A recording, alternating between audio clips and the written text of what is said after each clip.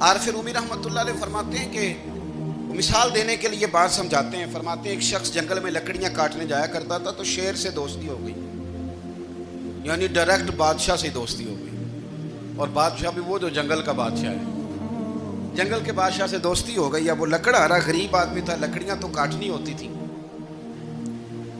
تو وہ جنگل کا بادشاہ اعلان کر دیتا جانوروں کو کہ میرا دوست آیا, ایک تو کوئی تنگ نہ کرے, اور دوسرا یہ کہ سب لوگ مل کے اس کے ساتھ تعاون کریں. کبھی کوئی جانور لکڑیاں اکٹھی کراتا, کبھی کوئی اپنی پشت پہ گدھا, بیل, گھوڑا, خچر رکھ کے وہ لکڑیاں باہر چھوڑنے آتا. تو اب اس کی بڑی دھوم مچ گئی جنگل کے اندر. لکڑہارا مزدور تھا, وہ بادشاہ سے دوستی کر کے بادشاہ ہی بن گیا.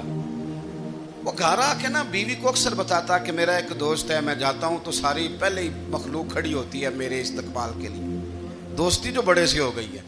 بنا ہے شاہ کا مصاحب تو پھرے ہے اتراتا, وگرنہ شہر میں غالب کی آبرو کیا ہے. ہمیں تو پوچھتا ہی کوئی نہیں, یہ تو بنا ہے شاہ کا مصاحب تو پھرے ہے اتراتا, وگرنہ شہر میں غالب کی آبرو کیا ہے. تو وہ لوگوں کو بتاتا, بیوی کو بھی بتاتا دوست ہے. تو بیوی کہنے لگی اتنی تو تعریفیں کرتا, یہ نہیں بتایا کہ وہ جنگل کا شیر ہے, پر نیرا دوست بتا دیا. بیوی کہنے لگ گئی کہ تو اتنا جو اس کا ذکر کرتا ہے تو کسی دن بلا نا, بلا کسی دن تاکہ اس کی دعوت کریں. اب اس نے پھر نہ اس کو پردے میں رکھا. کیا کہتے ہیں آج کل, سرپرائز دینا ہے, مگر سرپرائز دینا ہے, پردے میں رکھا کہ وہ شیر ہے. تو وہ بلا لیا گھر. اب اس کے لیے کچا گوشت, ظاہر ہے شیر نے کچا گوشت دکھانا تھا. وہ کہنے لگی پکانا کس طرح کا ہے. وہ کہنے لگا جب وہ آئے گا پھر بتاؤں گا. اب وہ کچا گوشت 2-3 بکرے ذبح کر کے ڈال دیے. وہ آ گیا شیر.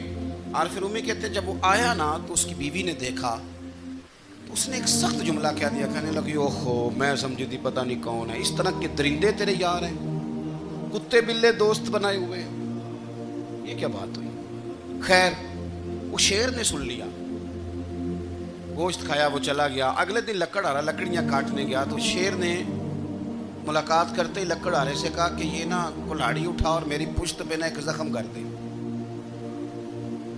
اس نے کہا نہیں میں یہ کام نہیں کرتا, تو میرا دوست ہے. اس نے کہا سن بھائی, میں نے پیار سے کہا ہے تو مان جا, ورنہ میں ہوں شیر, میں نے تجھ سے منوا ہی لینا ہے, میں کوئی تکلیف دوں گا مناسب نہیں, تو کر. اس نے کلاڑی اٹھائی اور اس کی پشت پہ ایک زور سے زخم لگا دیا, خون بہنے لگا. اس نے کہا تو نے آج کے بعد آنا ہے, لکڑیاں کاٹنی ہے, تجھے کوئی کچھ نہیں کہے گا, بس یہ ایک حکمت تھی جو میں نے کیا ہے. قصہ مختصر. وہ آتا رہا, لکڑیاں ملتی رہیں, خدمت بھی ہوتی رہی. 6-8 ماہ گزر گئے. ایک دن شیر اس سے کہنے لگا یہ میرے ذرا بال اٹھا کے دیکھ, وہ جو تو نے زخم لگایا تھا وہ کہاں پہ ہے. اس نے وہ بال اٹھا کے دیکھا تو زخم ملا ہی نہیں, کئی جگہ پہ ٹٹولا کا, یار یہاں تھا, یہاں تھا, یہاں تھا. شیر نے پھر کیا کمال ہی جملہ کہا. اس نے کہا کہ وہ جو کلاڑی کا زخم تو نے لگایا تھا نا وہ مکمل ہو گیا, لیکن تیری بیوی کا جو لہجہ تھا اور اس کی جو تلخی تھی وہ آج تک میرے ذہن میں موجود ہے, وہ ابھی بھی مجھے تکلیف دیتی ہے. وہ بات سوچتا ہوں مجھے اس نے درندہ کہا, اس نے میرے بارے میں اتنے کچے اور کمزور اور سخت جملے کہے, تو وہ بات مجھے بھولتی, وہ آج بھی میرے ذہن میں اسی طرح گونجتی ہے. تلخ جملے جو اس نے کہے اور خوفناک جو انداز اس نے اختیار کیا, وہ بات مجھے کبھی بھی بھولتی. تو آپ کے لفظ لوگوں کو بھول جاتے ہیں, پر لہجہ یاد رہتا ہے اگر ہم اپنے لہجے پر تھوڑی توجہ ہی کر لیں. کچھ لوگ کہتے ہیں جی میرا جی روٹین ہی یہ ہے بات کرنے کی, تو یہ یاد رکھنا کسی وقت ایسا بھی ہوتا ہے کہ شیر کو سوا شیر مل جاتا ہے. پھر ایسا نہ ہو کہ آپ کی تلخی کی جواب میں کوئی اس طرح کی تلخی ہو کہ پھر آپ اس کو کبھی بھلا نہ سکیں. ہمارے ہاں نا یہ دور تیزیاں دکھانے کا دور ہے. کچھ لوگ ضرورت سے زیادہ تیزی دکھانے کی کوشش کرتے ہیں.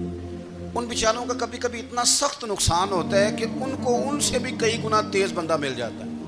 وہ کسی ایسی جگہ جا کے بیچارے الجھ جاتے ہیں جہاں سے واپسی کا راستہ نظر نہیں آتا.